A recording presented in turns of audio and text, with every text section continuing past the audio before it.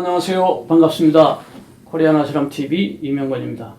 오늘도 산 넘고 물 건너 생명, 평화, 통일 이러한 주제를 가지고 오늘 훌륭한 분을 만나 인터뷰하는 시간을 갖게 되었습니다. 오늘 만나 뵙게 될 훌륭한 인물은 바로 임동원 전 통일부 장관님이셨습니다. 바로 다시 평화라는 이 책을 얼마 전에 회고록으로 출판도 하셨습니다. 뿐만 아니라 그 이전에 피스메이커라는 책도 내시기도 하셨는데요. 그 책을 보면 얼마나 이 평화를 위하여 한반도 분단된 이 상황에서 평화를 위한 노력을 얼마나 하셨는가 하는 그 사상을 쭉 우리가 펼쳐볼 수도 있습니다. 오늘 모처럼 이 다시 평화라는 책을 내시면서 아주 그동안에 평생을 살아오시면서 이 한반도 평화 통일을 위하여 얼마나 노력하셨는가 하는 것을 우리가 자세히 이 책을 통해서 볼 수 있습니다. 그러기 위해서 오늘 먼저 인사를 먼저 잠깐 나누는 시간을 갖겠습니다. 임동원 장관님, 이 귀한 시간 내주셔서 감사합니다. 네, 반갑습니다. 네, 고맙습니다. 우리 임동원 장관님은 뭐 너무나 잘 아시지만 1933년 평북 출신입니다. 그럼 벌써 우리 나이로 벌써 90세 맞으시죠? 네. 90인데 생일만 지금 이제 돌아오시면 만 90세입니다. 그렇다면 고은 선생도 33년생이신데. 네네네. 고은 씨. 네. 네. 인생 70 고래이라 했는데 70에서 벌써 20이 훌쩍 넘으셨습니다. 그럼에도 불구하고 이 귀한 책을 쓰셨어요. 그래서 물론 서울대 물리대 철학과 이후에 국정원, 남북한 통일관계 기본합의서, 김대중 대통령 시절에 업적을 이루다 말할 수 없습니다. 오늘 우리 또 그러기 위해서 대담자 두 분을 초청을 했습니다. 한 분은 유석성 총장님이신데요. 유석성 총장님 서울신대 총장님으로 계셨고 또 안양대학교 총장님으로 계셨습니다. 기독교 윤리학을 전공하고 평화와 통일을 위해서 또 함께 여러 가지 활동을 또 해주셔서 함께 대담의 시간을 오셨습니다. 또 한 분은 최자웅 신부님이신데요. 최자웅 신부님은 독일에서 공부하시고 또 우리 코리안 아시람 산 넘고 물 건너 여기에 편집 주관으로 또 활동하시면서 계절마다 중요한 인터뷰를 하고 평화 통일과 관련해서 깊숙이 활동하시는 분이십니다.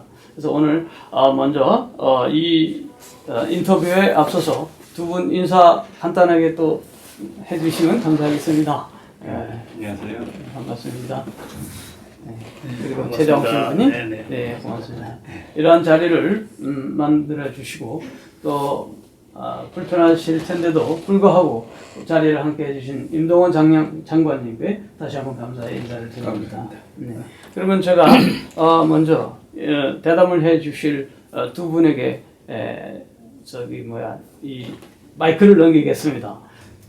우리 이 대표가 말씀하신 대로 이 산 넘고 물 건너의 편집을 맡으면서 이번에 우리가 정말 귀한 분을 모시자. 이것은 상당히 큰 의미를 담은 그런 분을 좀 모시자 해서 제가 임동원 장관님을 이렇게 발의를 했습니다. 그래서 거기에는 아주 길게 저의 임 장관님에 대한 사모하는 마음이 긴 세월에 담겨 있어요. 감사합니다. 그건 뭐냐면은 그 얘기는 이제 자연스럽게 좀 꺼내야 되겠는데 아름다운 인연이고 저한테는 또 매우 중요한 계기니까 장관님이 그 혁명전쟁과 대공전략을 쓰셨을 때 네. 그것을 여러 같이 읽었던 탐독했던 그런 젊은 저의 그 날이 있었습니다. 아, 그렇습니까?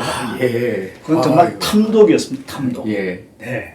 그래서 제 대학 시절과 젊은 날에 몇 가지 기둥과 같은 그런 책 속에 장관님의 그 대공전략, 혁명전쟁과 대공전략 안에 깃들은 그러한 것을 정말 왜 이 장관님이 쓰셨을까? 그 청년 장교 임동원 소령이 왜 쓰셨을까 하는 것을 행간을 더듬으면서 읽었어요. 지금도 그 지금도 많은 기억 속에 루이 타룩이랄지 뭐 수많은 장관님께서 소개하셨던 그런 그 동남아시아, 중국 뭐 이런 그 내력들이 저한테 온전히 스며 있습니다. 저는 오늘의 장관님이 수많은 인생의 역정을 거쳐서 인간 승리를 저는 이루셨다고 생각합니다. 인간 승리. 우리 한국에서는 통일과 피스메이커의 역할을 DJ와 함께 놀랍게 하시고, 저는 그건 땅을 치고 좀 애석한데요. 만약에 DJ와 우리 장관님이 한 두 번쯤 집권해서 일을 할 수가 있었다면은 얼마만한 남북 통일의 그 서광과 그 평화의 기운이 무르익었을까. 이런 부분에서는 사실 철통합니다. 철통해. 그런 안타까움이 있는데 그 출발점이 우연이 아니라 저는 문무를 겸비한 탐구하는 지성. 그래서 나중에 서울대 철학과 그 논문도 하이데거의 언어 문제를 쓰셨다고 하니까 무릎을 쳤어요. 이런 탐구력이 있으니까 이 많은 지성과 이 모든 실천적인 삶을 끌어가셨구나. 그래서 일찍이 사상계를 탐독하시던 젊은 지성 장교, 그 모습이 이제 저는 그리기만 해도 오늘의 이 90세월까지 끌고 오신 놀라운 힘이었구나. 청주회를 통해서 아카데믹하게 육사의 젊은 장교들이 공부하고, 한쪽에서는 권력 게임이나 이런 거 추구하는 것 같은 하나의 이런 친구들하고 완전히 다른 삶을 살아오신 이 의로움, 이 치열한 성실성, 또 놀라운 것 신앙의 힘, 아버지로부터 이어받은 신앙의 힘이 삶의 모든 것을 견인했구나. 이래서 제가 존경과 더불어서 참 감사의 인사를 먼저 올리겠습니다. 아유, 과찬의 말씀. 감사합니다. 네네네. 첫 번 질문 제가 마저 이어서 하고 네. 우리 총장님이 또 자연스럽게 하든지 하면 좋겠습니다. 한국의 애곤바로 불리우시면서 우리 장관님께서는 김대중 대통령의 집권 기간에 놀라울 만큼의 남북 통일의 기운과 여건을 성숙시키는 게 정말 커다란 공로와 업적을 이루셨습니다. 만약에 이러한 노력과 성과가 두세 정권에 걸쳐서 이어졌다면, DJ가 했다면 더 좋고, 우리의 남북 통일의 가능성과 남북 교류 화해 협력은 놀라울 만큼 가까워지고 이루어졌을 것이라고 생각합니다. 근데 불행히도 그 다음에 DJ 정권을 이어서 노무현 정권이 그래도 이어받았는데, 소위 대북 송금 문제, 나중에는 불법 감청 사건, 이런 것으로 DJ와 우리 장관님이 이룩하셨던 모든 수많은 민족의 비원이 담긴 그것이 연속선이 아니라 완전히 불연속선으로 이렇게 거의 파토가 나던 때, 그것은 DJ 자신은 물론이고 우리 장관님 자신의 소외는 뭐 말할 것도 없고 우리 민족의 사실은 상당히 커다란 좌절이 아니었겠느냐 이런 생각을 하거든요. 근데 특히 그래도 나중에 DJ가 얼마나 큰 그릇인 거니, 노무현 대통령이 그렇게 비극적으로 서거했을 때 그 서거에 가서 진실로 애통하는 모습을 보이는 대통령 DJ의 그릇이 너무 크구나. 왜냐면 자기는 어떤 점에서는 당했잖아요. 그런 아픔을 안고서도 그분을 그렇게 애통하고 이랬던 그 진실성이 있는데, 그럼에도 불구하고 통일운동과 민족화해운동의 그 연속선에서는 커다란 그러한 좌절을 보셨을 때 어떻게 그것을 감당하셨나, 그때 소회는 어떤 것이셨나, 그래서 이렇게 한번 말씀을 좀 듣고 싶은 생각이 있습니다. 말씀하신 그대로입니다. 사실 국내 정치적으로 남북 관계를 이용하려고 한 노무현 대통령의 큰 잘못이었다고 저는 생각합니다. 당시에 그 언론들이 분석한 보도를 보면은 뭐 이것저것 여러 가지를 추측해서 많은 분석을 했어요. 뭐 좀 괜찮은 분석은 야당과 상생관계를 확립하기 위한 협력정치 구효를 위해서 그런 결단을 내렸던 것이다 하는데, 그것은 정치적 식견이 부족한 법조인 출신의 아주 순진한 발상이었지 않느냐, 뭐 이런 얘기도 있었어요. 근데 그 중에 이런 분석도 있었어요. 민족 문제와 남북 관계에 관한 철학과 비전의 빈곤에 기인하는 것이다. 저는 이 분석에 동의합니다. 그래서 사실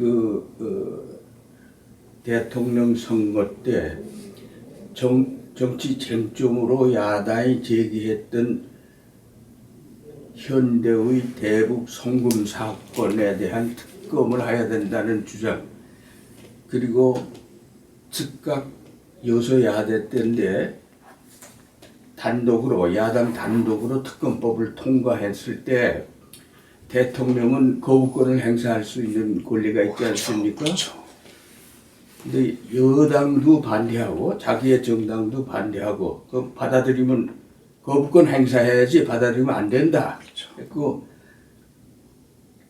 노무현 대통령이 국무회의에서 논의를 했는데 한 사람을 제외하고 전원이 거부권을 행사해야 됩니다. 그거 받아들이면 안 됩니다. 남북관계 파탄되고 국민 분열이 일어납니다. 이랬는데도 불구하고 또 김대중 대통령이 마지막에 이것은 사법적으로 다루어야 할 문제가 아니다. 그러니 통치권 차원에. 통치권 차원이니까 상당히 좀 한반도의 미래를 위해서, 우리의 평화와 남북관계를 위해서 신중히 고려해야 된다 하는 호소까지 했는데도 불구하고 노무현 대통령이 나한테 맡기지 하고 그냥 받아들인 거예요. 여기서부터 잘못된 거예요.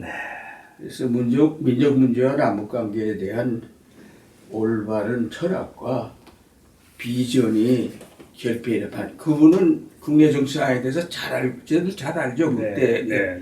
그런데 남북 문제나 통일 문제에 관심이 없던 사람이 대통령이 돼가지고 이걸 국내 정치에 이용한 거예요. 이렇게 함으로 인해서 첫 단추를 잘못 끼웠죠. 이렇게 함으로써 남북 관계가 경색되기 시작했고 국론이 분열되기 시작했는데 정말 잘못된 거라고 저는 생각합니다. 또한 현대는 7가지 사업에 대한 선투자금으로 대북 송금 4억 달러를 한 건데 돈만 내고 사업을 하지 못하게 돼버렸어요. 2가지 금강산 관광 사업하고 개성공단 사업 이외에 다른 5가지 좋은 사업들 동의해가지고 하려던 거 하지 못하게 됨으로 인해서 경제적으로 입은 손실도 얼마나 큰가 말이에요. 한때 상당히 유감스러운 일이었고 노무현 정부가 그때 그런 조치를 취하지 않았더랬으면 남북관계가 얼마나 잘 발전할 수 있었겠는가 이렇게 생각됩니다. 장관님 말씀을 들으면서 너무나 공감이 되면서도 이 회환이 남는 것은 차라리 DJ 정권하고 다른 보수 정권이 그랬다면 그래도 이해가 좀 가는 면이 없지 않은데 어떻게 노무현 정권을 그 진보적으로 이었다고 하는 노무현 대통령이 그렇게 엄청난 거의 사실은 배신행위에 가까운 이런 것은 어떤 점에서는 그 당시 DJ와 장관님이 그렇게 피땀 흘려서 추구하셨던 그때 만약에 연속적으로 좀 이어졌다면 얼마나 지금 그 부분이 정말 통안스럽습니다. 정말 통안스럽습니다.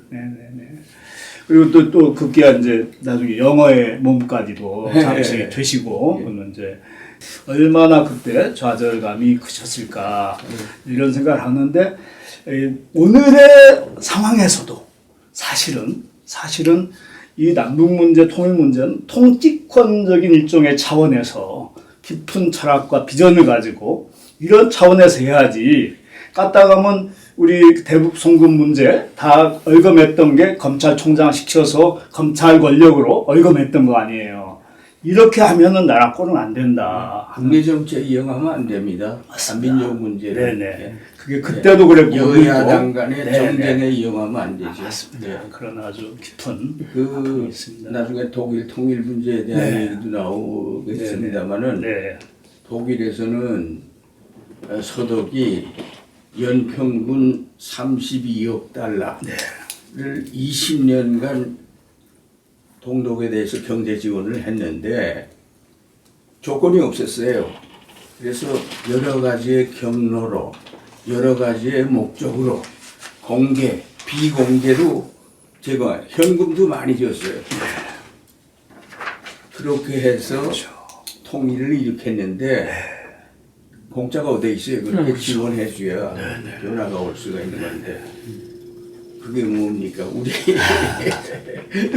그렇게 생각하면 참 그렇습니다. 답답하네요. 네. 네. 그 부분에서 너무나 그 아쉬움이 크고요. DJ와 노무현 그 다음에 그 대통령들의 그릇이나 그 비전 이런 철학과 더불어서 그 통일 문제 또 남북 화해 문제 이런 부분이 현격하게 달라지지 않습니까? 네. 이런 부분에서 혹시 장관님께서 그 간략하게 그 정권의 흐름, 대통령의 리더십의 변화에 따른 네. 그런 소회가 있으시면 조금 말씀해 주시면 도움이 되겠습니다. 1990년에 40년 동안 지속된 미소 냉전이 끝나게 되지 않습니까? 그래서 한반도에서도 냉전을 끝낼 수 있는 기회의 창문을 하나님이 열어 주셨거든요. 그래서 남과 북이 나름대로 노력을 했는데 그때로부터 30 몇 년이 지금 지난 동안에 남한에는 두 가지의 조류가 있었어요. 하나는 북한을 보는 시각이 북한이 곧 붕괴된다. 붕괴 임박론이라고 그때 곧 붕괴된다. 금년 내로 붕괴된다. 뭐 이렇게까지 주장했던데 점점 뭐 좀 약해져서 지금은 그냥 북한 붕괴론 내 입장에 서 있는 사람들이 정권이 있었어요. 이런 것을 주장하는 사람은 통일 정책을 북한 붕괴를 시켜서 후수통일한다 하는 후수통일론을 주장했어요. 그리고 대북 정책을 후수통일 가능케 하기 위해서 북한을 압박하고 이 북한에 대한 대결 정책을 추진한 거예요. 대북 정책으로. 그러나 다른 한 조류는 아니다. 북한이 곧 붕괴되지 않는다. 북한도 중국이나 베트남처럼 공산당 일당 독재 체제 하에서 점진적 변화를 하게 될 것이다. 변화론적인 입장을 취합니다. 이 변화론적인 입장에 있는 정권이나 사람들은 통일은 북한을 변화시켜서 평화적으로 통일해야 된다 하는 거예요. 그러기 위해서는 대북 정책이 남북이 오고 가고 하는 교류 협력을 통해서 변화를 통해서 해야 된다. 포용 정책, 햇볕 정책을 주장한 것이죠. 이렇게 두 조류가 있었는데 이 두 번째 변화론적인 입장, 평화 통일론을 주장하는 이런 입장에 선 정부는 노태우, 김대중, 지금 이번에 문재인인데 네. 세 대통령과 세 정부였어요. 그리고 다른 정부들은 그냥 반대 입장이죠. 예, 붕괴론적인 입장에 아까 얘기했던 노무현은 처음엔 이랬다 저랬다 해서 명확하게 이쪽이다 저쪽이다 갈피도 못 잡고 힘든데 갈피도 못 잡고 그래도 변화론적인 입장에 좀 섰다고 봐줘야 되겠죠. 이 얘기는 이런 경우야. 이것이 현재까지 유지되고 있는 두 조류입니다. 따라서 이건 뭘 얘기하나 하면은 이 극우 보수 세력들은 변화를 원치 않아요. 그리고 기득권을 유지하고 또 현상을 유지하려고 하는 이런 입장에 있기 때문에 북한 붕괴시켜서 흡수통일을 해야 된다는 걸 주장하게 되는 것이고, 그 반면에 전향적인 세력, 진보 세력이라고 할 수 있는 사람들은 언제까지 이대로 살 것인가, 변화와 그 다음에 현상 변경을 통해서 남북관계를 개선하고 남북이 서로 오고 가고 하면서 평화 공존하면서 점진적으로 평화 통일을 이룩해야 되지 않겠는가. 이것이 진보 세력들의 생각이거든요. 이렇게 두 갈래로 딱 갈려졌는데 지금까지도 이게 다 서로가 융합이 안 되는 거예요. 참 좀 답답하죠. 뭐 두 가지 견해가 있을 수 있다는 건 좋은데 정권이 바뀌면서 탁 이래 이쪽에 있다가 저쪽에 있다 하면서 완전히 지난 한 15년 동안 남북관계를 망쳐버렸단 말이에요. 앞으로 좀 이걸 어떻게 극복해야 되겠는가, 좀 더 우리가 슬기로워야 되지 않겠나 이런 생각이 듭니다. 정말 장관님이 명쾌하게 잘 정리를 해주셔서 저희들이 흐름을 잡는데 너무 도움이 됐지만은 두 번째 장관님께 드린 그 질문 사항으로 자연스럽게 연결되는데, 사실은 지상에 우리나라 말고는 진정으로 한국 통일과 평화를 원하는 나라는 없습니다. 그렇죠. 영원한 동지도 영원한 친구도 없고 그렇습니다. 냉정한 건데 미국과 일본은 물론이고 어떤 점에서는 중국과 러시아도 진심으로 한반도의 통일을 원하는 것보다는 자국의 이해관계, 이권관계, 국가적 위상이나 안전보장, 체제유지 및 현상유지, 스테이터스코 이런 것에 2차적으로 자기들이 집착하게 되고, 이게 명확한 현실인데 특히 아까 장관님 말씀하신 그 역대 정권의 연속선 속에서 오늘 윤석열 정권이 정말 어떤 점에서 가장 천박하고 가장 극우적인 미국과 일본의 동맹, 그 속에 우리 한국을 종속 변수로 끼워 넣는, 여기에 대통령이 나서고 모든 안보 라인이나 모든 기본 정책을 이렇게 정말 몰두해서 국민의 동의 토론 없이 이렇게 가고 있지 않는가. 이렇게 되면 도대체 우리의 그 전망은, 비전은 어떻게 되는 건가 하는 부분이 사실은 거의 절망적인 어떤 좌절감도 이렇게 느끼는 상황이거든요. 이럴 때 우리 장관님께서는 어떤 이 현 그러한 그 상황, 이대로 이 전 정책이 계속 이어지면 어떻게 될 것인가에 대한 어떤 좀 분석이랄까, 소외랄까 이런 말씀을 좀 듣고 싶습니다. 말씀하신 그대로입니다. 저도 동의합니다. 저는 한일 관계는 반드시 언젠가는 개선돼야 된다는 것은 확실하고, 김대중 대통령 시절에 김대중 5위치 합의를 통해서 그렇죠. 한일 관계를 어떻게 앞으로 발전시켜야 될 것인가에 대해서 합의본 바도 있고, 과거에 너무 집착하지 말고 미래지향적으로 서로 협력하자는 것이었거든요. 그 정신을 지금 이어받아야 되는데, 그런데 이번에 문제가 된 것은 지적하셨지만 국민적 동의 없이, 국민적 합의 없이 막 밀어제쳤단 말입니다. 그리고 문제 제기된 것에 대한 올바른 해결책을 강구하지 못한 채 일본이 주장하는 데 굴복해버렸다는 것이 우리 국민들의 생각 아닙니까?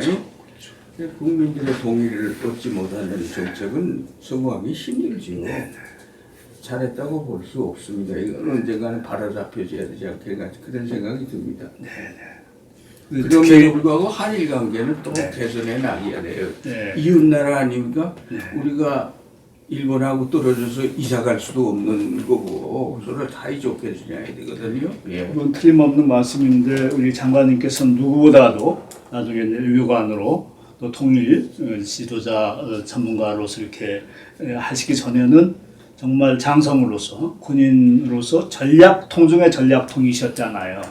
이런 관점에서도 그 일본과 미국이 아주 정말 극적으로 결합되고 거기에 우리 한국이 동등하게가 아니라 상당히 종속 변수로 이렇게 결합될 때 안보적인 국제정치적인 어떤 그런 우리의 아주 협의하고 정말 이건 말도 안 되는 이런 것에 대해서는 평소 때 좀 생각하시거나 뭐 분석하신 게 있으면 좀 말씀 좀 듣고 싶습니다. 일본도 일본이지만 미국이 문제죠. 그렇죠. 미국의 국가 이익을 위해서는 그런 식으로 할 수밖에 없다 이렇게 주장을 하겠지만은 동북아 전략 차원에서 중국과의 패권 경쟁 차원에서 일본을 끌어들여야 되고 하는 이런 거 충분히 이해할 수 있죠. 그 사이에 낀 한국의 입장은 참 어렵죠. 그럼에도 불구하고 김대중 대통령께서 늘 강조했듯이 중국과 미국과 양쪽에서 모두가 다 우리가 어느 한쪽에 완전히 기울이질 말고 우리 민족, 우리 국가의 이익을 추구해야 되지 한쪽에만 너무 기울어 버리게 되면은 장래가 없다 이런 말씀을 여러 번 하셨잖아요. 그래 예를 든 것이 뭐 도라이에 든 소가 양쪽 이걸 풀을 뜯어 먹여야 된다 뭐 이런 예를 들었는데 저는 그 의견에 동의하고 미국은 일본을 끌어들여서 중국하고 적대하려고 그러는데 우리가 거기에 말려들면은 우리 경제는 어떻게 되는가 말이에요. 우리가 중국하고 교역량이 25%가 넘고 홍콩까지 포함하면 한 30%가 될 거예요. 중국만 25%였거든요. 우리가 흑자는 전부 중국에서 내서 다른 나라에서 이 적자를 메우고 이랬는데 작년부터 달라지기 시작했지 않습니까? 앞으로 이게 더 심화되면은 우리 경제 참 어려워질 겁니다. 그리고 우리 국가 이익을 생각하고 우리 경제를 생각하면서 어떻게 해야 되는가 올바른 판단을 잘 해야 될 거예요, 지도자들이. 미국의 극우적인 트럼프 대통령과 김정은 사이에 아이러니지만 그 극우적인 성향을 가진 트럼프가 그래도 나중에 실패로 돌아갔지만은 김정은과 사이에 상당히 극적인 무슨 타협까지 갈 뻔했던 그랬을 때 우리 장관님은 어떤 그때 생각을 하시고 그런 전후 관계는 어떻게 좀 분석을 하시는지 좀 듣고 싶고요. 또 하나는 가장 중요한 것은 우리 민족 남과 북이 자주적으로 그 통일을 최선으로 이렇게 추구할 수 있는 그 노력이 최고라고 생각하지만 그러나 어차피 우리가 국제 정세 미일 뭐 중국 읍소링이라고 하는 이런 강한 그 연관선 속에서 살아가는 이 부분에서 이렇게 부침했던 그 흐름에 대해서 장관님의 소회를 조금 듣고 싶습니다. 한반도 문제는 민족 내부 문제인 동시에 미국이 깊이 개입된 국제 문제라는 이중적 성격을 띠고 있습니다. 이게 핵심이에요. 이게 대단히 중요한 건데, 그리고 한반도 문제 해결을 위한 핵심 과제가 여러 개가 있습니다만은 김대중 정부 때부터 우리가 이제 4대 핵심 과제가 있다고 와가지고 그걸 해결하고 노력했는데 4가지가 뭐인가 하면은 첫째 남북 관계, 남북이 불신과 대결의 관계를 화해 협력의 관계로 바꾸어 나가야 되는 게 그래야 평화와 통일이 가능한 거예요. 그다음에 두 번째로는 미국이 북한에 대한 적대시 정책을 벌이고 미국과 북한이 관계 개선을 해야 된다는 거예요. 미북 관계 개선, 둘째. 세 번째, 미국 관계 개선과 미국은 북한 핵 문제를 결부시키고 있는데 또 미북 적대 관계 때문에 핵 문제가 생겨난 거기 때문에 이 북한 핵 문제가 해결돼야 돼. 비핵화. 네 번째로는 벌써 70년이 되어오는 정전 체제를 휴전 협정 체제를 평화 체제로 전환해야 돼요. 정전 체제는 소극적 평화를 위해서 필요로 했지만은 적대 관계를 계속 유지하는 것을 특징으로 해. 그러다 보니까 군비 경제에 심해지고 그러다 보니까 핵 개발까지도 가고 이래야 되는 것이죠. 이 네 가지가 우리가 당면한 한반도 문제 해결의 핵심 과제인데 남북 관계를 제외하고 남북 관계도 마찬가지지만 전부 미국의 적극적인 해결 노력 없이는 해결될 수가 없게 돼 있어요. 그리고 어느 하나만 먼저 해결하고 다른 거 해결할 수가 없게 돼 있어요. 이것은 서로 얽혀 있습니다. 네 가지에서 상호 연관성, 상호 우전성을 특징으로 하고 있어요. 그렇기 때문에 이 문제를 어떻게 해결해야 되냐. 우리가 노태우 대통령 때 남북관계 개선을 위해서 남북의 합해서 남북 기본합의서를 만들고 잘 나갔죠. 근데 미북 관계가 개선 안 되니까 미국이 북한에 대한 적대 관계를 유지하니까 진척할 수가 없게 돼버린 거죠. 그래서 팀 스프리트 플러리라는 것이 뭡니까? 북한에 대한 적대적 군사 행위거든요. 북한이 볼 때는 또 사실 그렇고 그렇기 때문에 어느 남북 관계를 아무리 잘하려고 해도 미북 관계도 같이 따라줘야지. 안 하면 안 돼요. 그거이 돼야 핵 문제가 해결되지. 북한 보고 핵 폐기하라. 절대로 안 합니다. 그렇죠. 생존의 문제. 그렇죠. 핵은 미국의 북한에 대한 적대시 정책의 산물이거든요. 그러니까 이걸 맞바뀌어야 돼. 그래서 지금까지 북한 핵 문제 해결하기 위해서 미국이 북한하고 합의한 것이 3개가 있어요. 3개가. 3번이 있어요.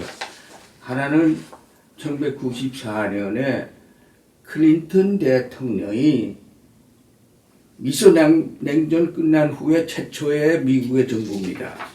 그래 한반도에서도 냉전을 끝내보려는 노력을 했던 유일한 미국의 정부예요.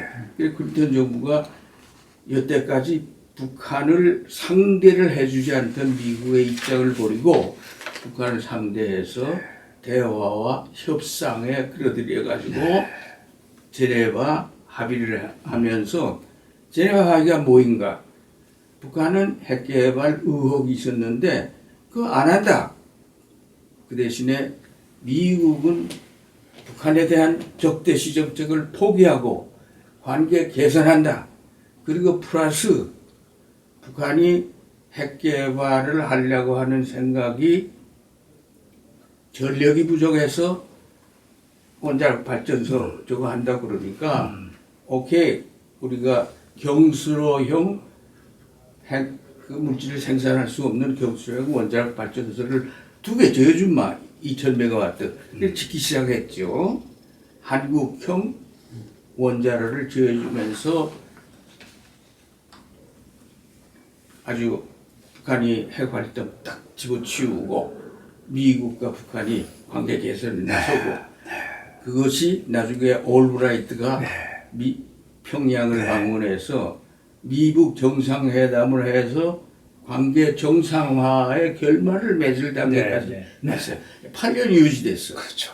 근데 이걸 깨버린 것이 부시 대통령이 들어서면서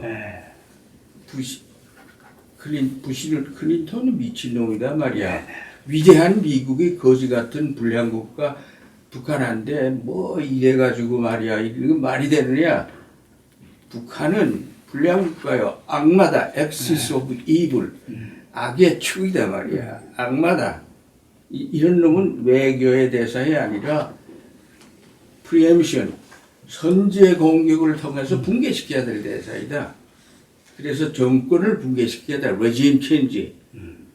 Axis of Evil, preemption, 그리고 regime change. 이게 부시 닥트린이라는 게 아니에요. 핵심이.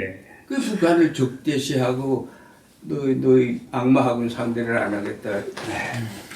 그러면서 제네바 합의를 부시가 깼거든요. 그러니까 8년 동안 유지되었던 북 핵개발 중재했던 거 좋다. 그럼 우리 핵개발 하는 수밖에 없지 않겠느냐.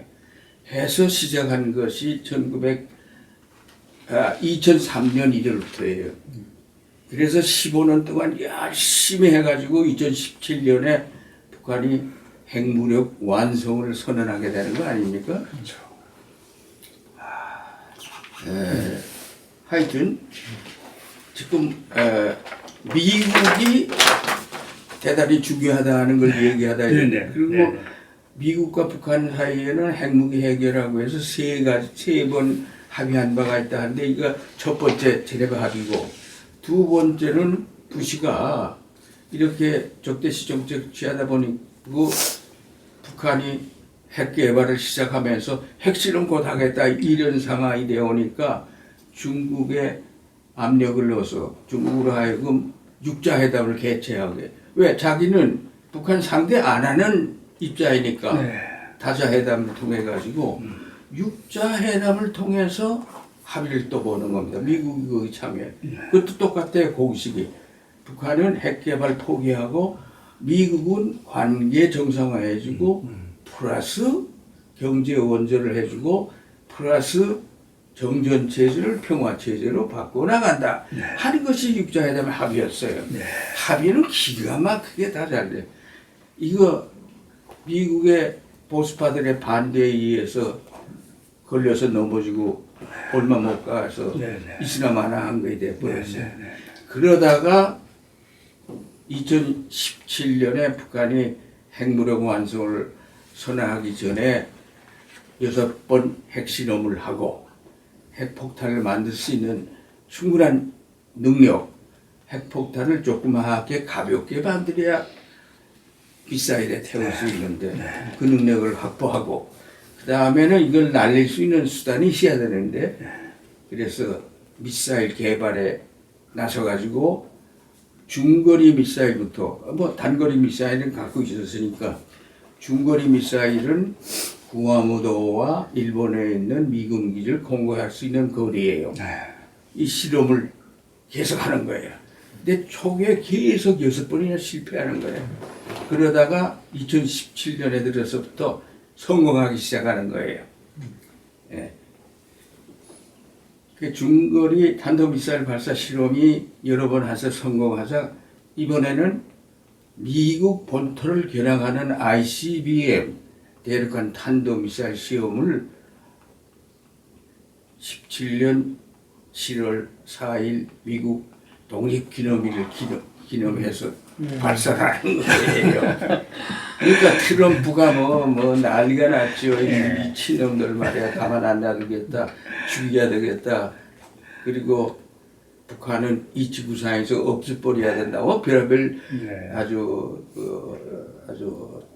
거친 말을 많이 했죠. 그리고 UN 총회 연설에서 트럼프가 북한은 완전히 붕괴시키는 수밖에 별 노래가 없다고 선언하고 전쟁 불사 이랬단 말이에요. 이때 문재인 대통령이 출범한 첫 해예요. 저거 무너지고 말이죠. 문재인 대통령이 집권했는데 참 문재인 대통령은 어려운 상황에 봉착했죠. 자기는 햇볕 정책을 계승하려고 그랬는데 햇볕은 무슨 햇볕이요. 뭐 전쟁이 곧 일어난다는데. 그래서 어떻게든지 사면초가였죠. 사면초가죠. 어떻게든지 평창 동계 올림픽을 1월달인가 2월달에 하는데 그때 북한 선수단을 오게끔 해가지고 뭐 계기를 마련해야 되겠다. 이럴 수밖에 다른 게 없단 말이에요. 근데 마침 김정일 은희가 신년사를 통해서 우리는 핵무력 완성했다. 이젠 전쟁 억제력을 보유하게 됐다. 이제 누구든지 우리한테 전쟁을 걸어오지 못하게 됐다. 전쟁 억제력을 확보했다. 그래서 이제는 협상을 하겠다. 이렇게 선언을 했는 거예요. 그리고 평창 올림픽에 선수단을 보내겠다. 해가지고 자기 극적으로. 누이덕을 생이야. 극적으로. 최고위원회의 의장을 보냈잖아요. 네. 이래가지고 문재인 대통령을 만나고 친서를 전달하고 대화와 협상을 하자. 그리고 미국한테도 좀 중재해달라. 전환점이 많았다는 거죠. 그래가지고 우리 그 대표단이 가서 김정일 만나서 확인을 하고 김정은 만나서 확인하고 곧 미국에 가서 트럼프 대통령한테 김정은이가 핵 무기 자기들은 필요 없는 거 괜히 적대 관계 때문에 만들고 있는데 폐기하겠다. 우리하고 적대 관계를 집어치우고 관계 정상화해주면 이거 필요 없다. 그러니까 대화하자. 그러니까 트럼프가 하자. 해가지고 즉각 대답하면서 정상회담 하겠다는 거예요. 사실 정상회담을 요청한 건 아니었는데 참 고맙고 좋은 일이었죠.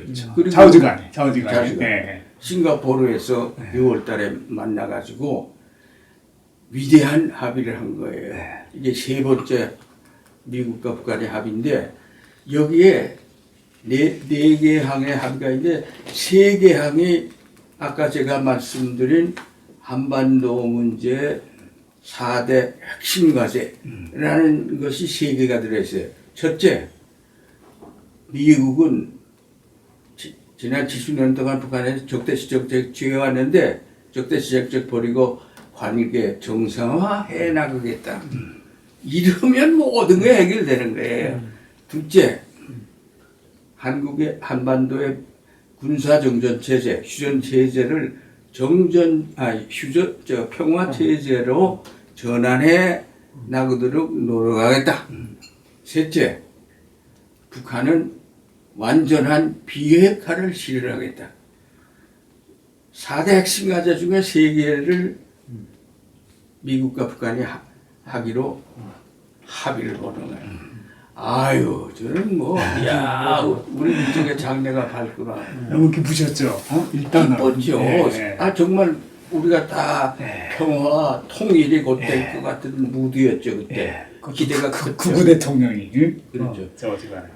그래서 남북 정상회담이 4월 27일에 판문점에서 먼저 실시되고 그 다음에 9월 달에 또 평야에서 실시되고 이랬잖아요. 네. 저도 두 쪽 다 고문으로 같이 참석해서 대표가 해가고 이랬는데 네.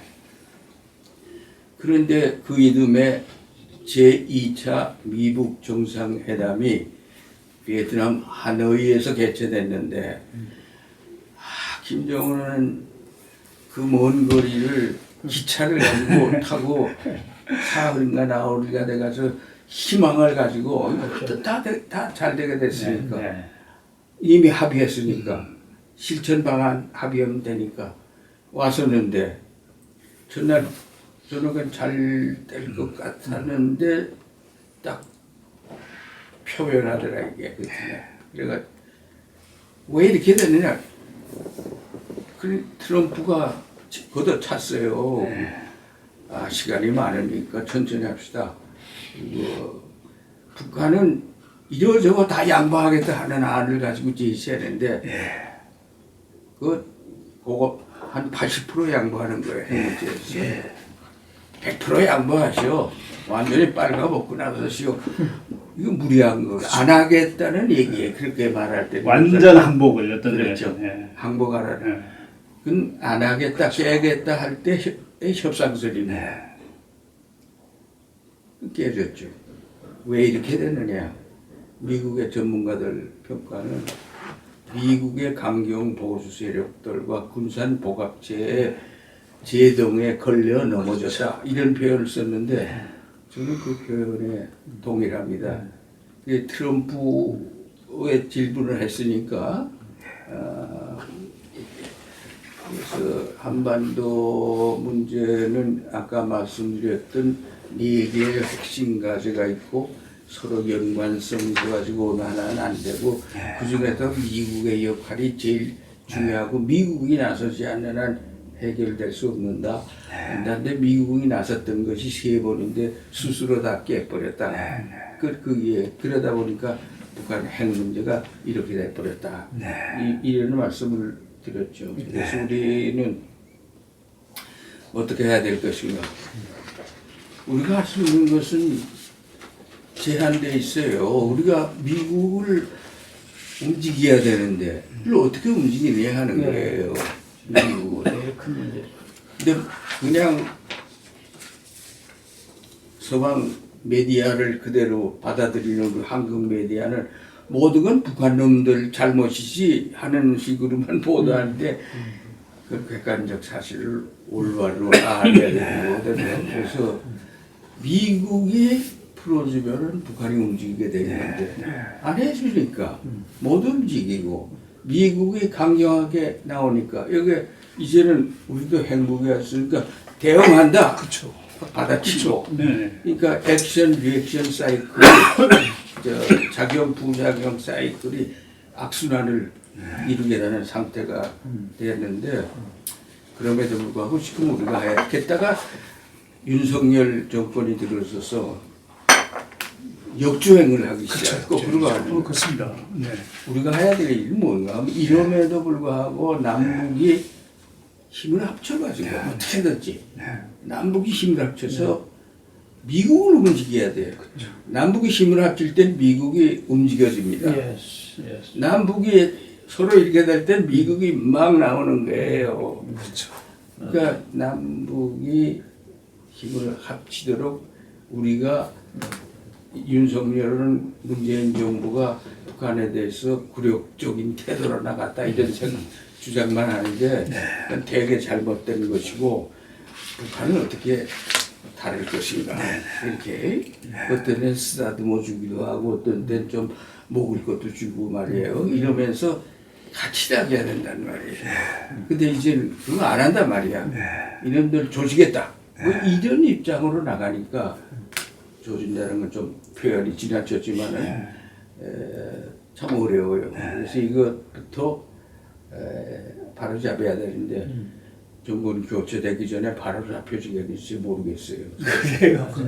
근데 이제 장관님 말씀 도중에 다 모든 게 정말 절감이 되면서도 네오콘과 군산복 합체, 미국의 모든 경제 정치가 움직여지는 그 핵심에 그들이 작동하는 이 부분이 우리의 가장 기본 모순이 될 수 있지 않을까. 그렇죠. 그렇죠. 우리 장관님이 맞닥뜨렸던 그들 네오콘, 또 군산복 합체, 미국의 최고의 정책을 실제로 집행하고 디시전 메이킹하는 친구들에 관한 느낌은 좀 어떠셨는지 한번 조금 소개도 좀 듣고 싶습니다. 제가 김대중 대통령 때 만났던 사람은 제가 주로 저하고 상대에서 협상했던 제일 높은 분은 윌리엄 페리 전 국방장관인데 그분이 국회 요청에 의해서 국회가 클린턴 대통령이 대북 정책이 틀려먹었다. 그 공화당이 여소야대가 됐어요. 국회가 의회가 그러자 의회에서 클린턴 대통령한테 북한에 대한 대북 엔게이지먼트 파리시 포용 정책 되게 잘못된 것이다. 예, 바로 잡아라, 수정하라. 그래서 그걸 하기 위해서 강경파인 전 국방장관 4년 전에 북한에 대한 공중공격을 주장했던 추진했던 국방장관이에요. 윌리엄 페리 장관을 대북정책 조정관으로 임명했어요. 그때 김대중 대통령과 저는 야 이제 참 큰일 났구나. 햇볕 정책이 뭐이고 아무것도 되기가 힘들겠구나 이런 생각을 함에도 불구하고 제가 김 대통령한테 한번 해봅시다. 직접 마주 앉아서 설득을 해야지 별개관이 있겠습니까? 안 돼도 할 수 없죠. 안 되면 안 되는 거고. 그러니까 네가 해봐 이래 된 거예요. 그래서 제가 준비했던 한반도 냉전 구조 해체를 위한 포괄적 접근 전략 제목이 그렇게 되어 있는데 그걸 그 전부터 쭉 어떻게 아까 4가지 문제가 있다고 그랬잖아요. 그걸 어떻게 종합적으로 해결하는가 하는 대안인데 그걸 가지고 마주 앉았어요. 페리가 서울에 처음 왔어요.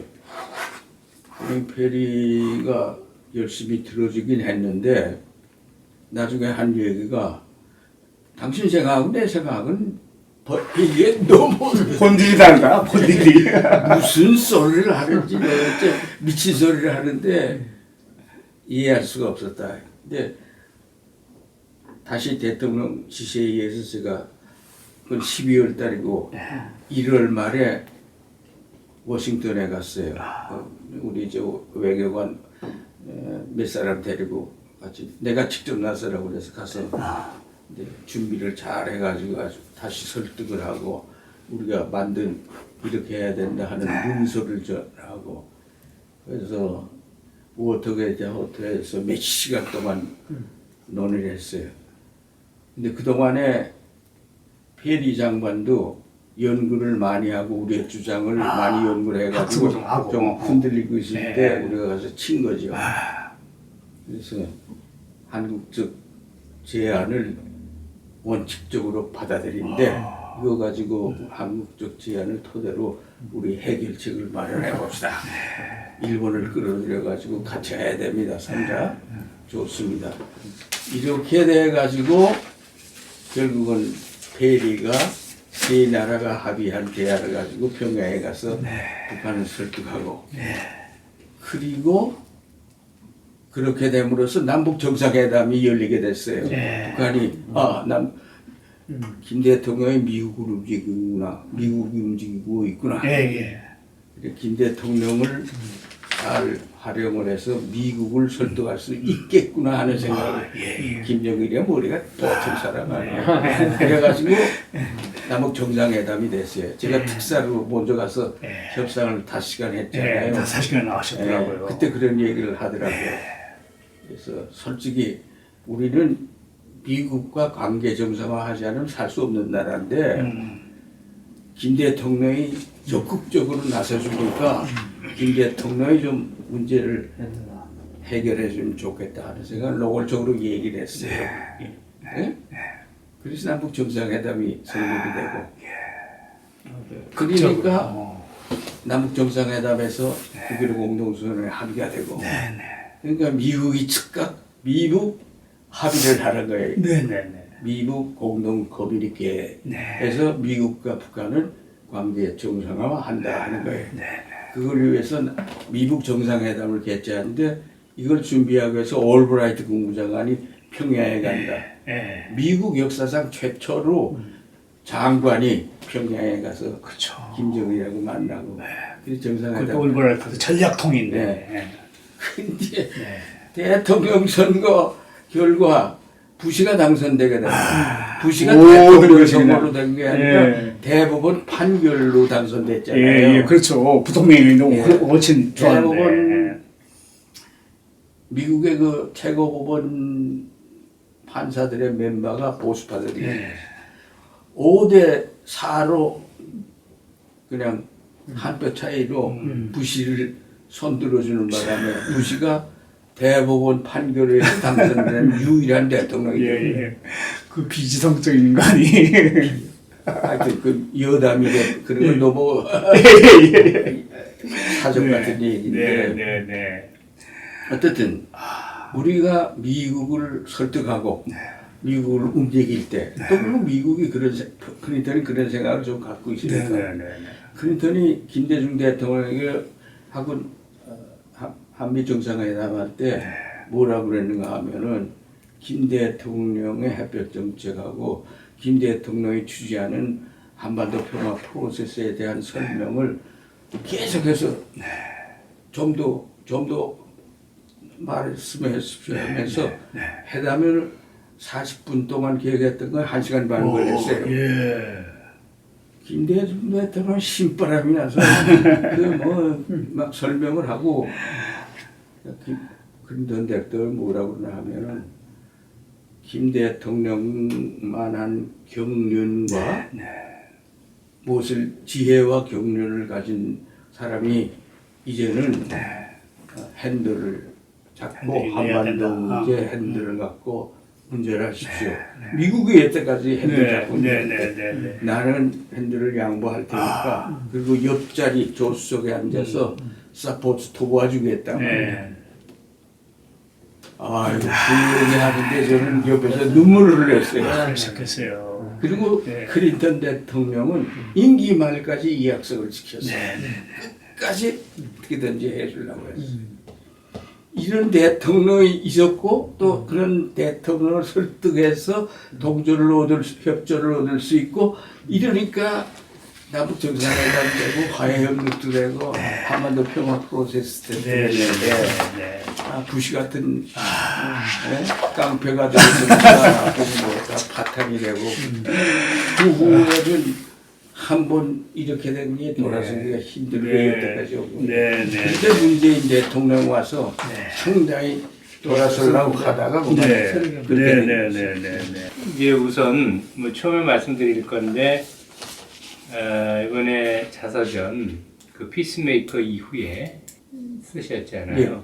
예, 축하를 드리고 또 근본적인 문제를 제목을 이제 다시 평화라고 붙이셨더라고요.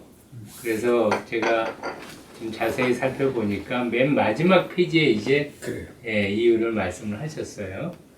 그래서 이 평화 문제가 우리가 통일은 평화 통일이 돼야 되겠다 그런 생각을 이제 처음부터 하고 또 하나는 그렇다고 한다면 왜 통일 문제에 있어서 평화가 중요한지 또 이거는 근본적인 이 평화에 대한 말씀을 하시고 또 하나는 이제 강조하시는 것이 그 이제 평화 프로세스가 이루어져야 되겠다.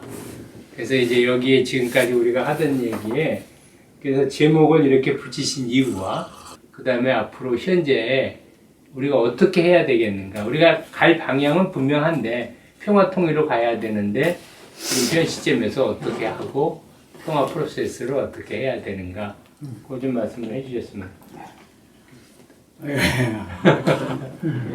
좋은 말씀입니다. 과거 김대중 대통령 때부터 사실 어떻게 보면 노태우 대통령 때부터인데 한반도 평화 프로세스를 평화를 만드는 과정을 시작했다고 보는데 중단됐잖아요. 게다가 지금은 언제 군사적 충돌이 일어나서 전쟁으로 번질지 모르는 이런 위급한 상태에 우리가 처해 있어요. 어떻게든지 저는 전쟁은 피해야 된다고 생각. 전쟁은 우리 민족의 공멸을 가져와요. 이젠 지금 파괴력이 6.25 때와는 비교될 수 없는 파괴력을 갖고 있기 때문에 어떻게든 전쟁을 막아야 돼요. 그러기 위해서 평화가 대단히 중요해요. 그래서 과거에 하다가 중단된 평화 프로세스를 다시 시작해야 된다. 다시 평화다. 평화 없이는 평화가 전부는 아니지만 평화 없이는 아무것도 이루지 못한다. 그러니까 다시 평화를 추진하자 하는 것이 제 결론이고 사실 저는 책을 만들어서 할 때 제 책 제목으로 다른 걸 했는데 출판사에서 다시 평화를 해야 된다. 그래서 원래 제목은 무엇이었어요, 장관님? 조금 길었어요. 긴 거 한번 좀 듣고 싶은데요. 뭐라고 했더라. 하여튼 근데 그거는 아주 젊은 사람한테 피가 없는 그런 제목이라고 그래서 좋습니다. 제목. 예? 최고의 제목입니다. 예. 잘 붙이셨어요. 출판사에서 마지막 대목 요걸 하자 그랬어요. 참고로 부제는 위기의 한반도에서 화합과 평화의 여정을 돌아보다. 위기의 한반도. 그래. 그리고 다시 우리가 생각하게 되는 것이 우리와 비슷했던 독일. 이제 독일을 생각하게 되는데 거기는 1969년에 브란트가 집권하면서 동방 정책을 폈고 사실은 독일 통일은 물론 그것만은 아니지만 기회가 왔을 때 통일을 이루게 된 거는 그 동방 정책이 있었기 때문에 그러면 그렇게 됐고, 또 하나는 그 이제 정권이 바뀌어도 그 정책을 추진할 때 에곤 바라고 하는 사람이 이제 있었기 때문에 그렇고, 물론 그 뒤에는 이제 고르바초프의 그런 결단과 또 독일 내부의 콜의 또 결단과 뭐 여러 가지 또 기독교의 역할과 이런 것이 이제 다 어우러져서 그 성경에 보면 합력하여 선을 이룬다는 말이 이제 그럴 때 쓰는데, 한국에서 제 그 정봉구 의원은 제 친구거든요. 정봉구 대사. 가까운 친구입니다. 나이도 같고. 그래서 독일에서 공부했고. 근데 그 사람이 그 국회에서 그런 얘기를 했더라고요. 한국의 에곤바가 바로 임성원 장관입니다.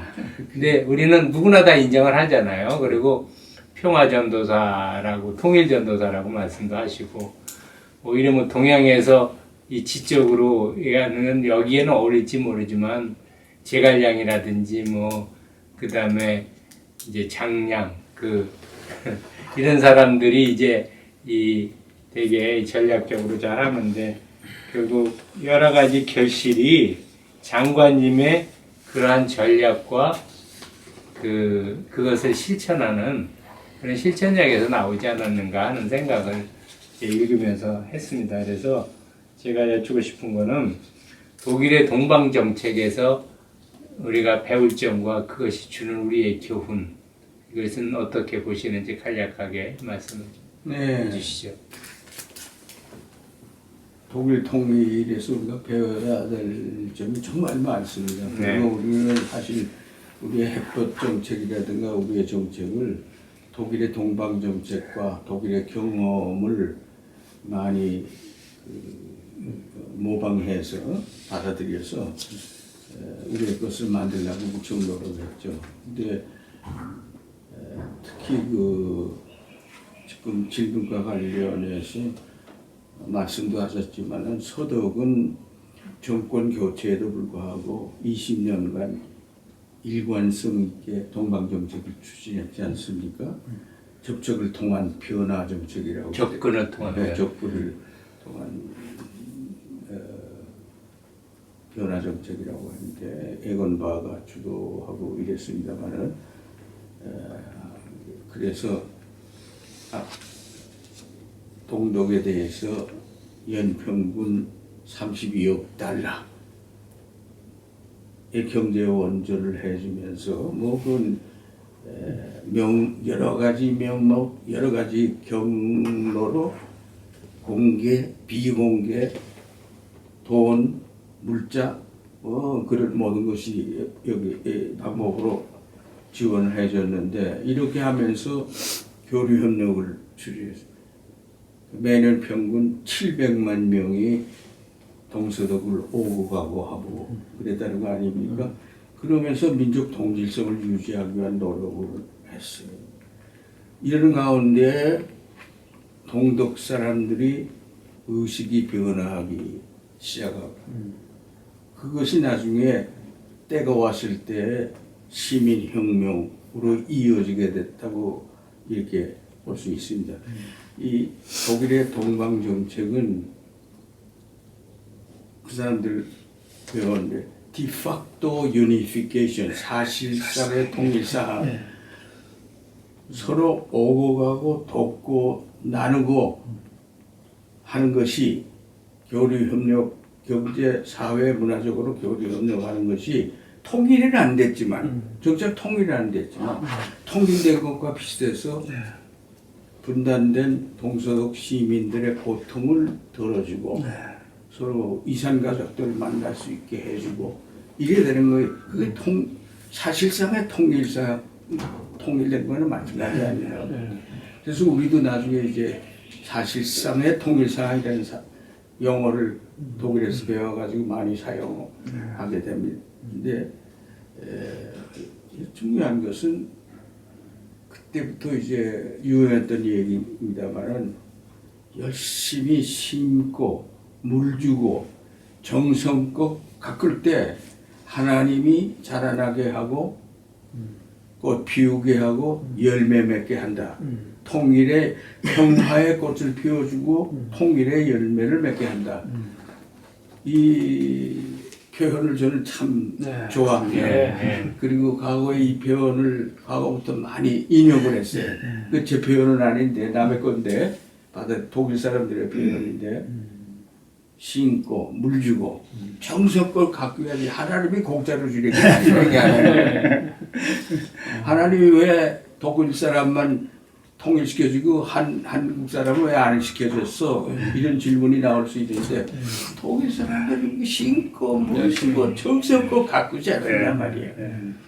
그러니까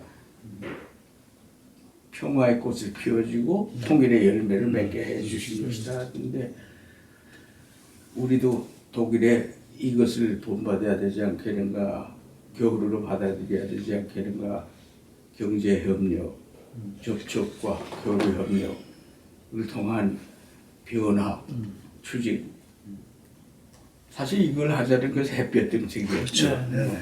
그래가지고 사실상은 통일상을 만들어보자 하는 게 햇볕 정책이었어요. 그 다음에 또 하나는 동서독은 나중에 협상을 통해서 합의에 의한 통일을 이루게 됩니다. 합의 통일, 합의에 의한 통일, 흡수 통일이 아니라 이거죠. 우리도 남북 연합을 구성해서 남북의 협적기구인 남북 연합을 형성해서 통일의 평화와 통일의 과정을 공동으로 관리하고 그리고 합의에 의한 통일로 가야 된다 하는 교훈을 우리가 얻을 수 있는 것이죠.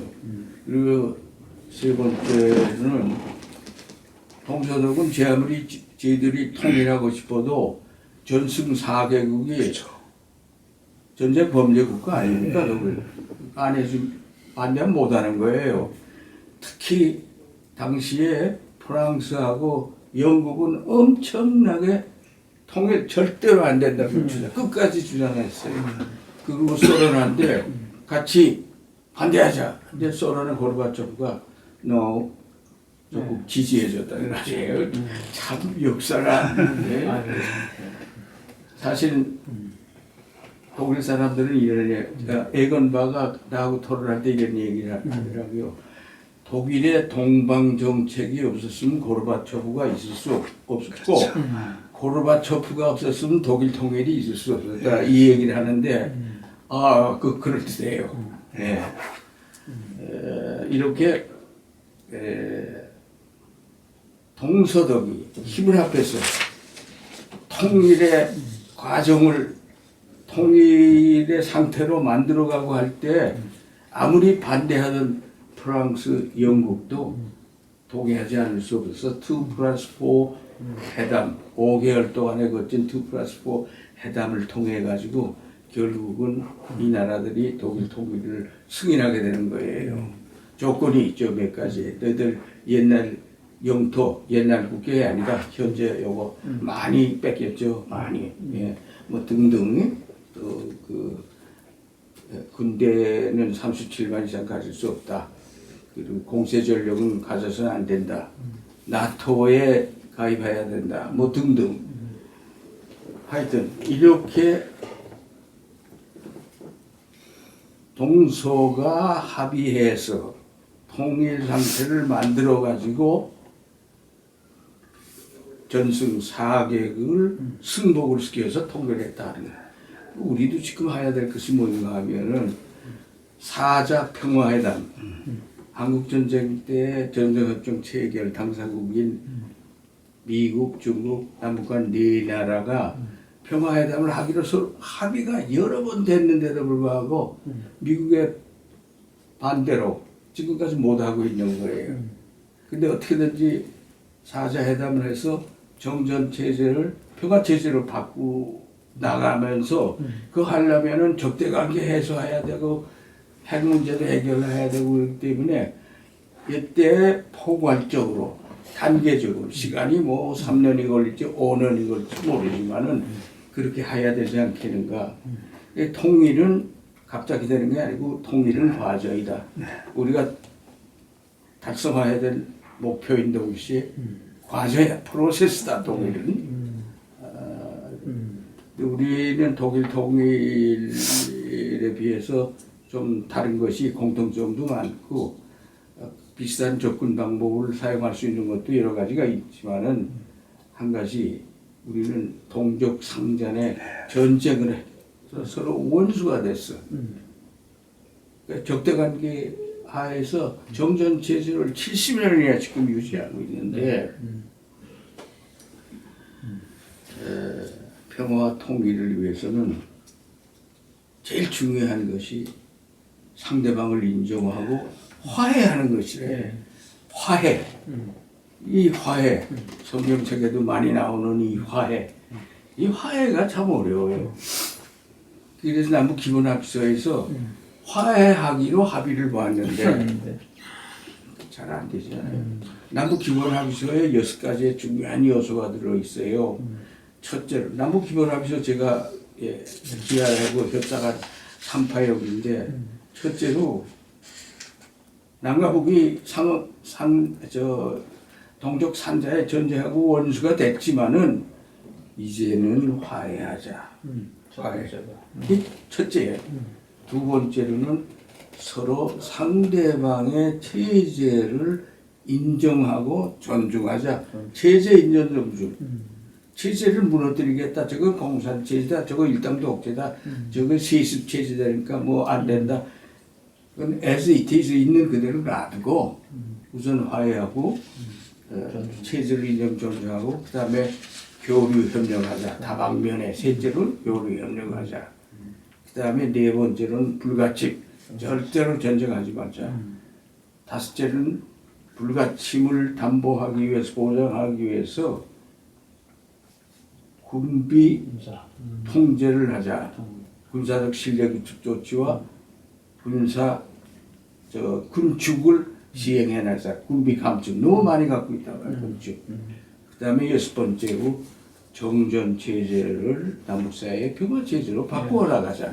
이 6가지가 남북 기본 합의서에 25개 조항으로 되어 있지만 핵심이 6가지예요.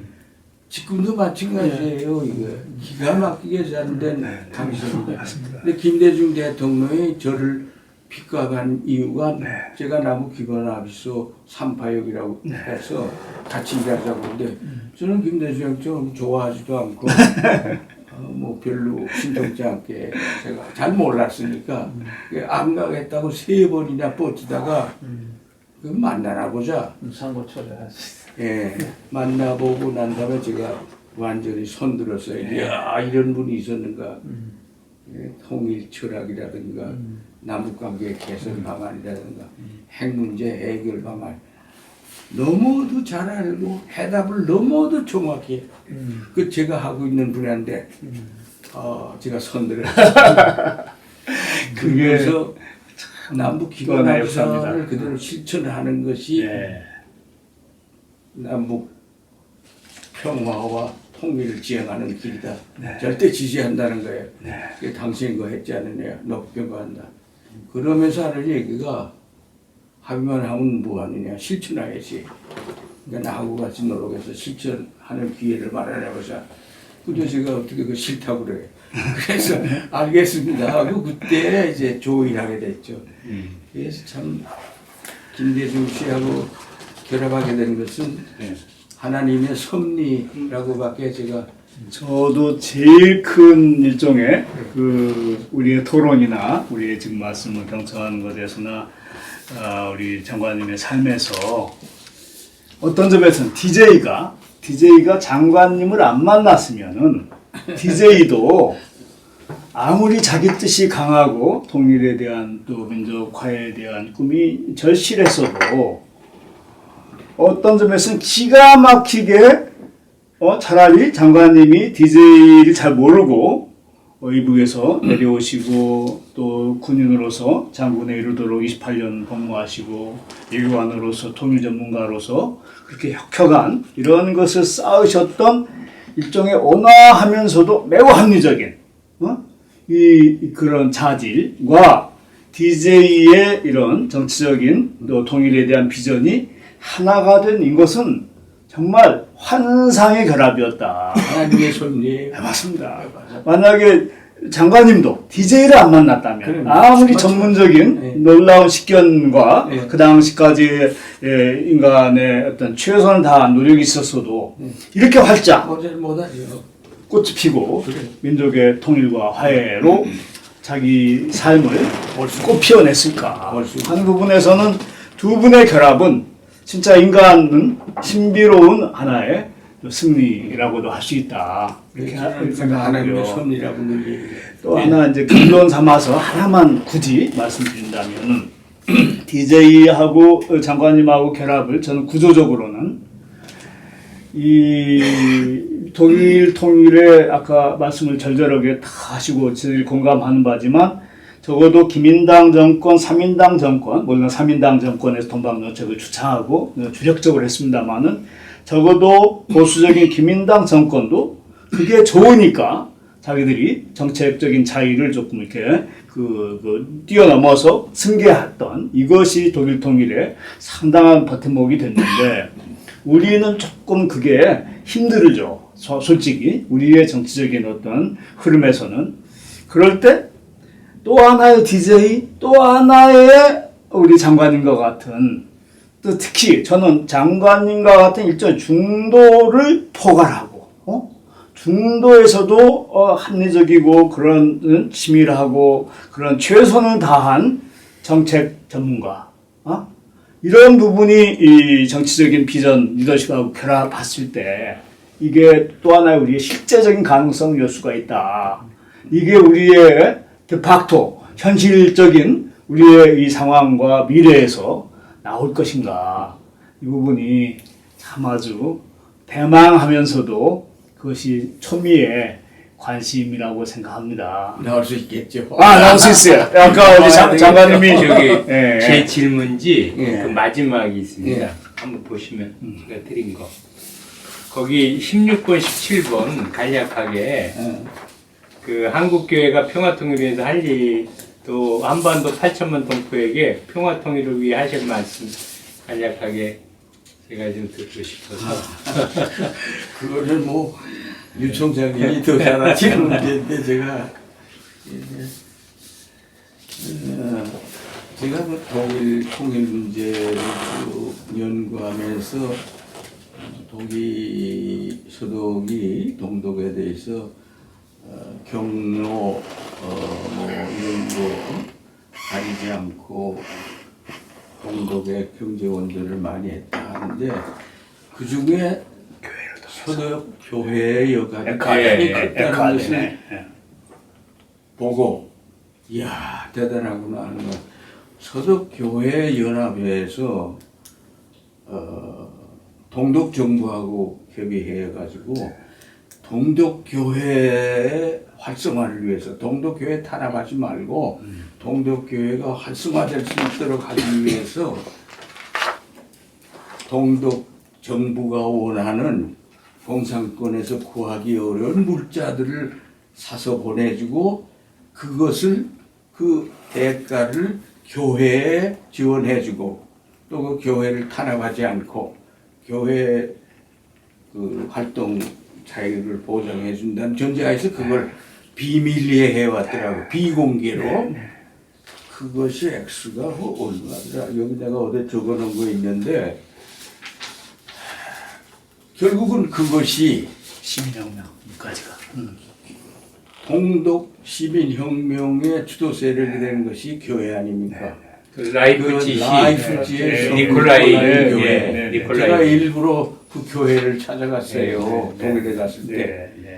그 월요 기도회 크리스찬 피로 목사님도 네, 만나보고 네. 싶었거든. 경의를 표하기 위해서.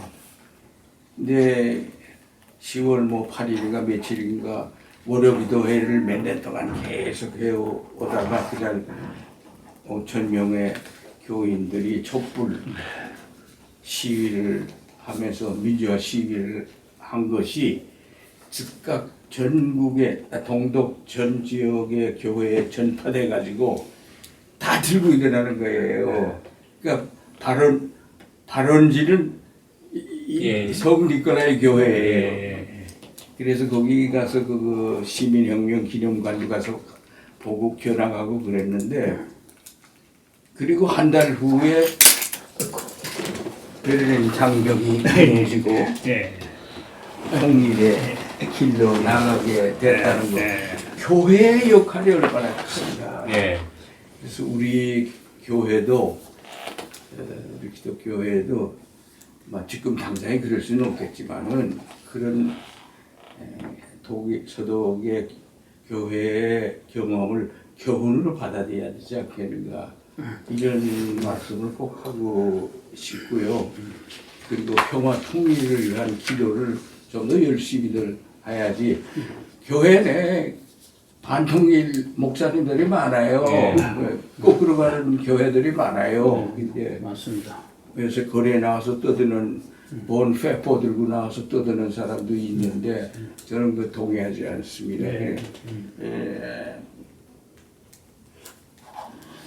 그리고 우리 팔십만 동포는 뭐 인내심과 일관성을 가지고 계속 기도하는 가운데 절대로 통일에 대한 기대를 포기해서는 안 된다. 이게 언젠가는 통일을 해야 되는데 그 과정이 힘들지만은 이겨내야 된다. 지혜를 발휘해가지고 분단을 개성하면 어떤 상태가 일어나느냐. 분단하면 서로 적대관계, 갈등, 대결, 자라나는 전쟁으로 이어지는 것이기 때문에 그거 안 하기 위해서도 반드시 평화 통일을 얼마나 천몇백 년 동안 통일 국가를 이룬 민족이고 우리는 서로 같은 언어, 같은 역사, 같은 문화를 갖고 있기 때문에 하나도 다른 게 없어요. 그러니까 지금 체제가 다르고 당장에 갑자기 통일되기는 어렵지만은 독일의 경우를 교훈을 삼아가지고 통일은 과정이다. 갑자기 될 수는 없다. 평화 통일을 하는 생각을 가지고 평화를 만들어가면서 통일을 또 만들어가야죠. 그 방법밖에 나는 없지 않겠는가 이런 생각은. 그래서 많은 사람들이 만나면 요거 통일 언제 돼요? 이러는데 그 질문은 참 답하기도 어렵지만서도 통일은 우리가 지금부터 만들어 나가는 것입니다. 평화와 통일을. 그리고 우리가 얼마나 잘하는가에 따라서 빠를 수도 있고 늦을 수도 있는 거고 그리고 완전한 정치적 통일이 안 돼도 사실상의 통일 생활부터 먼저 실현하면은 우리가 고통과 불편을 많이 접을 수 있고 또 우리나라가 지금 뭐 남한만 해도 세계에서 10대 경제 강국으로 등장하고 있는데 또 IT 분야에서 넘버원으로 가고 있는 나라인데 통일되면 그 위력이 더 커지지 않겠는가 이렇게 생각해요. 그 평소에 저는 이 문제 생각하면서 이제 평화는 정의로운 평화. 두 번째는 이거는 지금 말씀대로 통일은 프로세스, 과정이기 때문에 그래서 그 노력을 해야 되고 그 다음에 소유가 아니라 공동의 길, 함께 가는 길. 그 마태복음 5장 7절에 나오는 5장에 나오는 그 평화를 만드는 자. 피스메이커는 복이 있나니. 그 피스메이커가 히라보르는 원문은 에이레노 포이오이. 어제 설교 때도 제가 얘기했는데 복수예요. 복수지. 영어의 피스메이커스. 그래서 이거는 예수님께서도 혼자 하는 게 아니라 함께 더불어 공동으로. 그래서 우리가 그렇게 이제 학생들한테 가르칠 때 그 쓰고 맨날 시험 문제 내고 다 외우는데 그래서 이거를 이제 그리고 도산 선생님이 낙심마오 그랬거든요. 낙심하지 말라. 낙심마오. 그리고 낭망은 청년의 죽음이요. 청년이 죽으면 민족이 죽는다.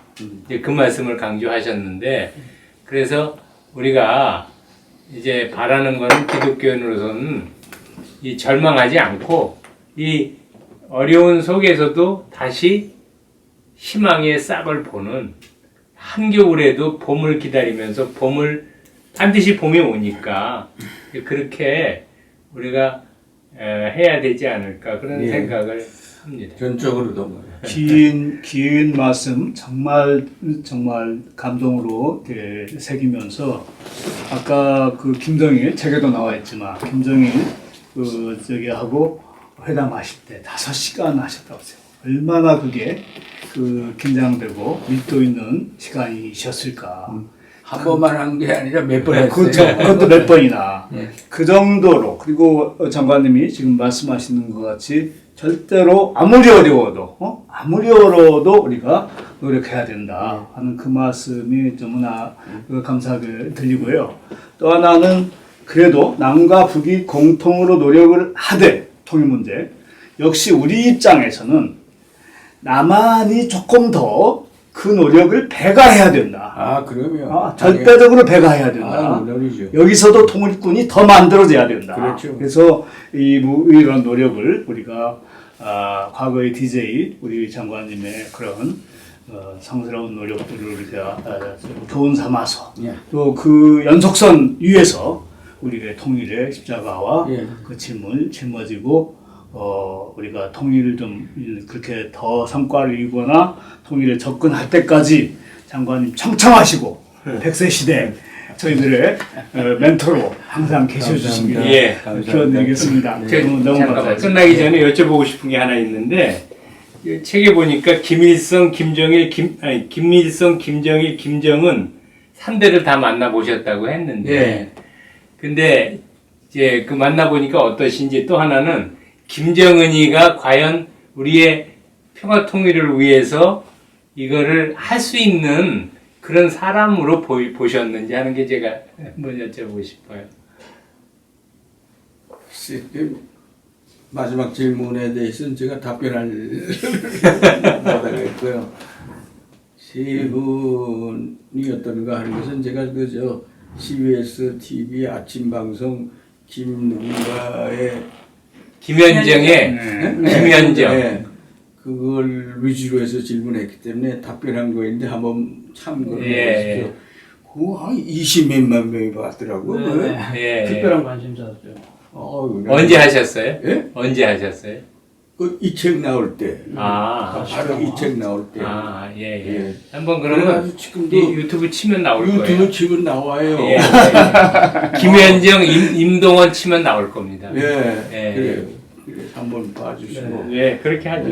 예. 저는 세 사람 중에 김정은은 뭐 점심 식사할 때 같이 앉아서 점심 식사한 거 다른 거는 잘 모르고 그냥 그 사람은 좀 상당히 냉정하게 생겼고 냉철하게 생겼고 이성적인 사람이 같이 보였고 김정일은 참 멋있는 사람이에요. 저하고 뭐 여러 번 만났고 여러 수십 시간 만났기 때문에 서로 궁합이 잘 맞는데 솔직한 얘기를 많이 나눴어요. 네.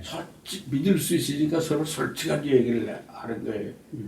아주 그 사람이 조금 더 살아 있었으면은 남북 관계가 좀 그렇게 더 나빠지지는 않았을 텐데 하는 이런 생각이 들고 김일성이야 뭐 45년이나 지금 권력 쥐고 있었고 있기 때문에 뭐 능수능란한 사람이에요. 점심 식사 1시간 반 같이 하면서 얘기 들었는데 그 사람의 생각 상당히 표면적으로 강력하게 얘기하는 것과 달리 밥 먹으면서 식사하면서 얘기하는 거 보면은 경제 발전해야 되겠다, 남북 경제 협력하겠다, 관광 평양을 통해서 백두산에까지 왜 중국을 통해서 가느냐라든가 하고 김우중 대우회장 같은 사람이 5사람만 있어도 우리도 남조선을 따라잡을 수 있는데 하면서 김우중 회장을 높이 평가하고 그 자본가는 착취하는 거로만 생각하는데 그게 아니고 자기들 직원들을 위해서 고생하고 경제 발전시키고 했다. 그런 사람 5사람 했으면 좋겠다. 그 부인 무슨 여사도 초청해서 왔는데 그 부인 얘기를 들으면서 자기가 큰 감동을 받았다. 그 부인이 하는 얘기가 남편을 1년 내내 한두 번 만날까 말까 하는 사정이었기 때문에 골프를 왜 하는데 골프볼을 칠 때 자기 남편 머리를 치는 기분으로 계속 쳐댔다. 예. 이 얘기를 듣고 자기가 충격을 받았다고. 얼마나 가정도 돌보지 못하면서 자기 회사 직원들 경제 발전을 위해서 노력했느냐. 김유주인 회장은 김일성하고 한 10번 정도 만난 것 같더라고요. 그때 그랬어요. 그런 일이 있었어요. 예. 뭐 책에 그런 쓰신 거 제가 읽어봤어요. 예, 그런 얘기 뭐 하는 거. 네. 고맙습니다. 긴 오늘 시간. 1시간 반에 걸쳐서 선생님이 이렇게 길게 저희들의 그 2시간? 구체적인 2시간이 됐나요 벌써? 예, 긴 시간을 친절하게 소상하게 그리고 우리가 어디서 잘 들을 수 없는 그 한반도 평화 통일 그 역사의 엄청난 굴곡 과정에 그 장시간 동안 통일을 위한 기여를 하시고 전략을 내시고 남북 합의서까지 만들어내시는 그 6가지 정말 어찌 보면 기가 막힌 그런 전략인데 아직도 그 합의서는 유효하다고 보고 그런 것들을 우리가 계승하고 또 남북 6.15 합의라 그 선언들이라든가 이런 것들을 되새김질하는 아주 중요한 시점에 또 와 있는 것 같습니다. 지금 그 어느 시대보다 남북 관계가 오히려 냉전 상태로 돌입하고 있는 이럴 때일수록 우리 전 국민 모두는 우리 임 장관님께서 이루어 놓으셨던 과거의 그 중요한 업적들을 되새김하는 것이 무엇보다도 중요하다고 생각합니다. 오늘 이 장관님실에 사무실에 와서 보면 백범 김구 통일상을 수상하시기도 하셨습니다. 이처럼 한반도 통일에 큰 기여를 하신 우리 선생님의 말씀 가운데 정말 가슴에 새겨 깊은 것이 또 한 가지 저는 특별하게 다가왔다는 게 있었습니다.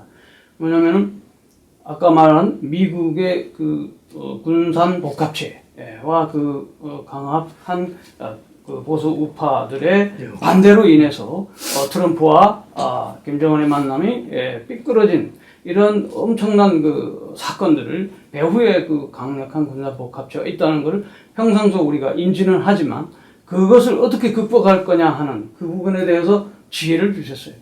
그 방법을 남과 북이 하나가 될 때 미국도 움직인다.